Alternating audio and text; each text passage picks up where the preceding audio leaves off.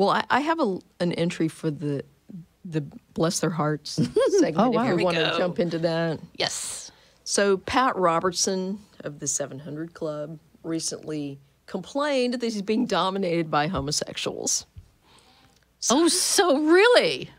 Does he understand the language that is used there? Well, and it's funny because I actually can't find where he made that actual quote that he was being dominated by homosexuals. But that needs he to be a T-shirt. Well, do we know he said it? It was what it was. It was on an episode of the 700 Club, and he was complaining about how gays and lesbians have infiltrated the entertainment industry and academia, and there's this left-wing bias in the media, and they're now using them to dominate society.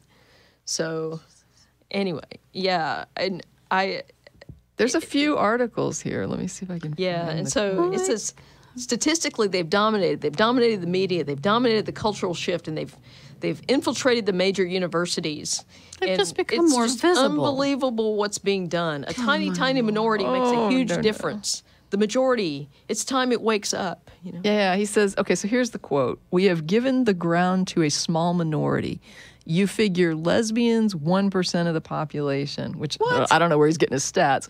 Homosexuals, 2% of the population. I mean, even the, even conservative estimates are like 10%. Yeah. That's people that are like strongly identifying, and not even saying like, yeah, I also have same-sex urges. And, right. That's all. That's statistically all. But they have dominated the media. They've dominated the cultural shift, and they have infiltrated the major universities. It's just unbelievable what's being done. A tiny, tiny minority makes a huge difference. The majority, it's time it wakes up.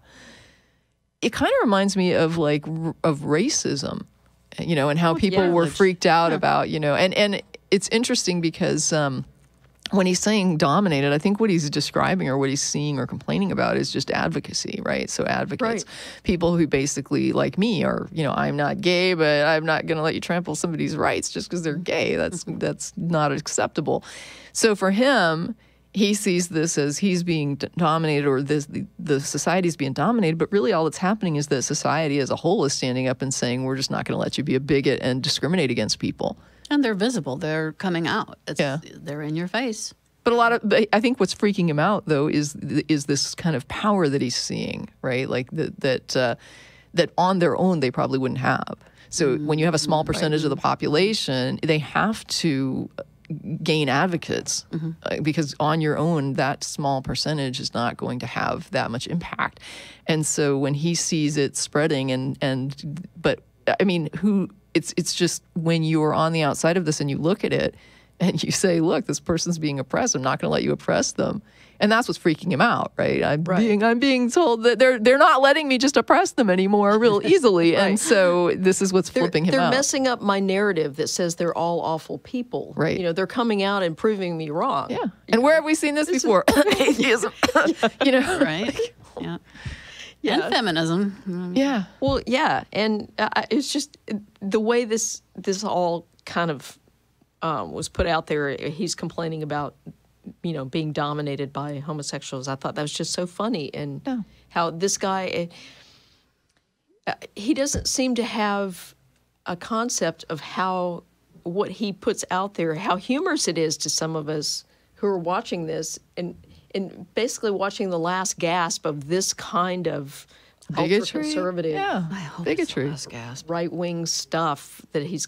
But yeah, I agree. He's complaining, and part of it is that the traditional way of dividing groups, where you convinced lesbians that their interests were separate from gay men. Well, in some cases that's true, but the broader picture of it is that we're stronger if we align ourselves and move forward together. And that if the rights of women can be separated from the rights of lesbians, then you can carve off bits of that. And the feminist movement back in the late 70s, early 80s kind of convulsed over that, and then finally just said, screw it. We're all in it together, know. And so same thing is happening now on a larger stage, where you have, Black Lives Matter moving forward. You've got, atheists coming Right. out, in large numbers. Coming out makes And all the difference. It does. Yeah. The visibility is important because it's very difficult. And I've had this conversation with so many gay people who were struggling with whether to come out or not. And what I've told people is it becomes very difficult to discriminate against someone that you know personally. Mm-hmm. And what you see, there's sort of like the stages of discrimination where you have someone who's actively hostile and spreading bullshit about them, and then they find out that the person sitting next to them that they've known for years is gay, and then suddenly it's like, oh, but you're different. So they have to carve out this special little place for the person that they know. Mm-hmm. And then because this person that they know came out, then the person over here decides, hey, maybe it's safer for me to come out now too. So they come out. Yeah. And then the guy has to carve another little special place for this person over here. And suddenly all of it just collapses. And if they're at all intellectually honest, they have to just discard all of the bullshit they've been saying. Yeah, and I mean, it goes away. That's what it boils down to, right? So you own the social power, you own the narrative. Mm-hmm. You get to make it scary for people to be openly whatever. Right.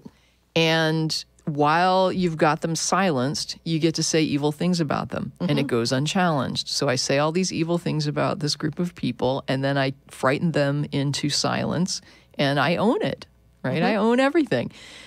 When they start to come out, when they start to speak up, it's easy to dismiss one or two, but you can't dismiss it when it starts to become like dozens, and then when it starts to become their friends, and then and after a while, when you have people that are allowed to stand up and tell their own story, and you don't get to tell their story for them, right? You no longer own it, and that's why being open, being out, for anybody that can be, is so important to do. And to me, that's like the. I know not everybody's in a situation to do that, so I don't want to make it. I literally, when I say for me, I'm not saying this is my view of everyone. I'm saying for me personally, being out is such an easy thing to do that it's almost like I can't not do it. It'd be ridiculous. Right. If it's the one thing I can do, then that's the thing I need to do. Yeah. Well, and that whole owning the narrative thing was, it was one of the biggest parts of why Don't Ask, Don't Tell was enacted. It wasn't that the people that opposed open gay service thought that they could eliminate gay people from the military by having this just don't talk about it. But as long as people weren't allowed to talk about it, they could own the narrative. Mm-hmm. They could pretend that gay people in the military were whatever they wanted them to be, and it wasn't good. Well, it was so bizarre, right? Because you had, at the same time you're implementing a don't ask, don't tell policy, right? Basically saying, for the gays who are in the military, you can't talk about it, but we're not gonna basically go looking for you. Mm-hmm. Yeah. And at that same time, you had arguments ongoing about should we allow gays in the military? Mm-hmm. And it's like, talk about owning the narrative. I mean, how can anybody be having that argument in the face of open, promoted legislation saying if you're gay and in the military, we need you to just not talk about it? And in the meantime, people going, but if we let gays in the military, look at all these crazy, awful things that will happen. Yeah. And it's like, you're still pushing that narrative. Yeah. I can't, how? Well, and those of us who were in the military at the time, we're looking around at each other like, how is this different than it was yesterday when we didn't? Yeah. We were hiding then, we're hiding now. Yeah. It's like, there's no difference. And then